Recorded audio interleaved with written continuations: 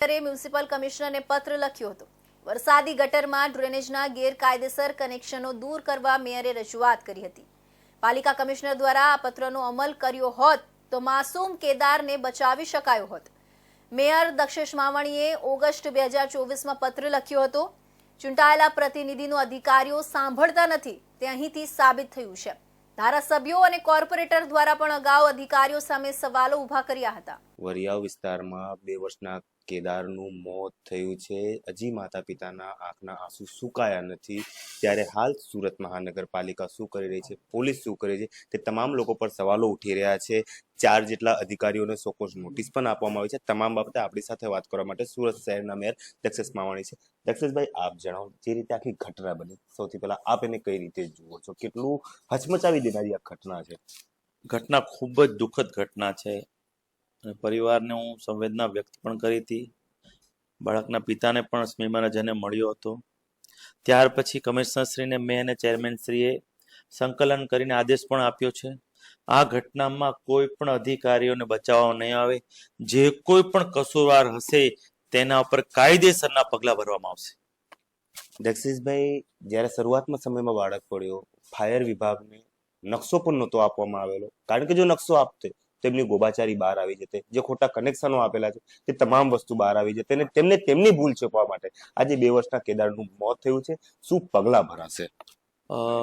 કમિશનરશ્રીને જ્યારે પણ અમે આદેશ આપ્યો ત્યારે કમિશનરશ્રીએ ટોપ ટુ બોટમ બધા જ અધિકારી પર સોકોઝ નોટિસ આપી છે અને કાયદેસર પગલાં ભરવાની પહેલ પણ કમિશનરશ્રીએ કરી છે અને 4 અધિકારીના અત્યારે જવાબની રાહ જોવાઈ રહી છે।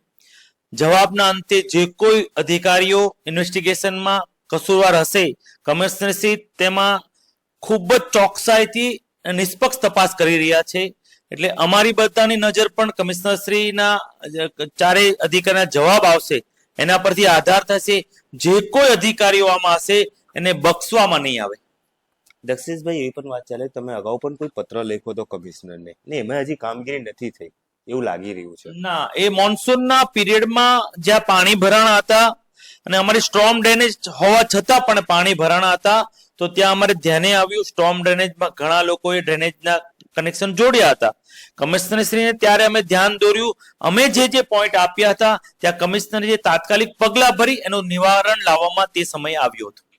પરંતુ આવી જ્યારે કોઈ પણ ફરિયાદ કરો, તમે મેયર તરીકે ફરિયાદ કરી, તમારી અરજીનો નિકાલ થયો કે વોટ એવર થયો, પરંતુ સામાન્ય માણસ જ્યારે અરજીઓ કરતું હોય ને જો નાની નાની વસ્તુ પર ધ્યાન આપવામાં આવે તો શું આવી જે સમસ્યાઓ, આવી ઘટનાઓ જે બનતી હોય તેને કાયમી હલ કરી શકાય ખરી?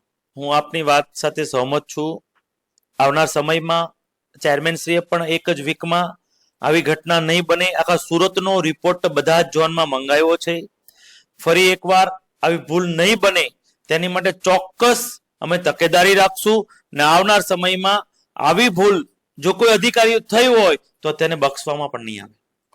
દક્ષેશભાઈ, જે રીતે અરજીઓ આવતી હોય છે, ક્યાંક આપણે જોઈએ છે આજે ખુલ્લા ગટરના કોઈ ઢાંકણા તૂટી ગયા હોય એની અરજી કરતું હોય, ક્યાંક થાંભલો નમેલો હોય તેની અરજી કરતું હોય, ક્યાંક ઝાડ પડવાના હોય તેની અરજી કરતું હોય, પરંતુ જો તાત્કાલિક નિકાલ આવે તો મોટી જાનહાનિ સર્જાતા રહી જાય। શું તમે માનો છો ખરી? ને આમાં અધિકારી જો કામ નથી કરતા તેની વિરુદ્ધમાં આવનારા સમયમાં કડક પગલાં ભરાવા જોઈએ કે નહીં? આ બનાવમાં જ અમે એક દાખલો બેસાડશું ને આવી ઘટના બીજી વાર નહીં બને તે માટે કાયદેસરના પગલાં જે પણ ભરવા પડે તે કમિશનરશ્રીને મેં અને ચેરમેનશ્રીએ આદેશ પણ આપી દીધો છે। જે તે સમયની વાત કરવામાં આવે દક્ષેશભાઈ, તક્ષશિલા કાંડ થયું ત્યારે પણ તમામ અધિકારીઓ વિરુદ્ધ કાયદેસરના પગલાં ભરાયા અને ત્યારબાદ જે ગેરકાયદેસર ડોમો હતા તે તમામ તોડી દેવામાં આવ્યા। અત્યારે પણ જો હાલ જોવામાં આવે સુરત શહેરમાં મોટા ભાગના ડોમો હાલ બની રહ્યા છે। આવનારા સમયમાં કોઈ જાનહાનિ સર્જાય તો જે તે વિસ્તારના કોઈ અધિકારી હોય તેમના વિરુદ્ધમાં કાયદેસરની કાર્યવાહી કરાશે કે નહીં? ને અત્યારથી જો કાયદેસરની કાર્યવાહી કરવામાં આવે એ ડોમ તોડવામાં તો મોટી જાનહાનિ સર્જાતા અટકે કે નહીં? 100% તમારી વાત સાથે સહમત છું। તમામ ઝોનલ ચીફને હમણાં આદેશ આપી દેવામાં આવ્યો છે કે તમારા વિસ્તારમાં જો કોઈ ઘટના આવી બનશે તો નીચેથી લઈને ઉપરના તમામ અધિકારીઓ આમાં જવાબદારી રહેશે।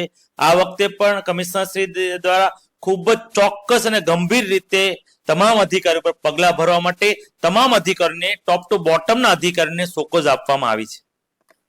બિલકુલ આપણી સાથે દક્ષેશભાઈ માવાણી જોડાયા હતા, જો સુરત શહેરના મેયર છે અને જેમને તે રીતે વાત કહી કે આવનારા સમયમાં આવી કોઈ ઘટના ના બને. જો આવી કોઈ ઘટના બને તો નીચેથી લઈને ઉપરના તમામ અધિકારીઓ વિરુદ્ધ કાયદેસરની કાર્યવાહી હાથ ધરાશે. પરંતુ જે રીતે સુરત મહાનગરપાલિકામાં કોઈ લેખિતમાં અરજી કરતું હોય, કોઈ ઓનલાઈન અરજી કરતું હોય, પરંતુ જો નાની નાની વસ્તુઓ ધ્યાને રાખવામાં આવે તો આજે જે કેદારનો જીવ ગયો, કેદાર આપણી વચ્ચે હસતો રમતો હોતે. કેમેરામેનની સાથે અમિત રાજપૂત, ઇન્ડિયા ન્યૂઝ ગુજરાત, સુરત. સુરતમાં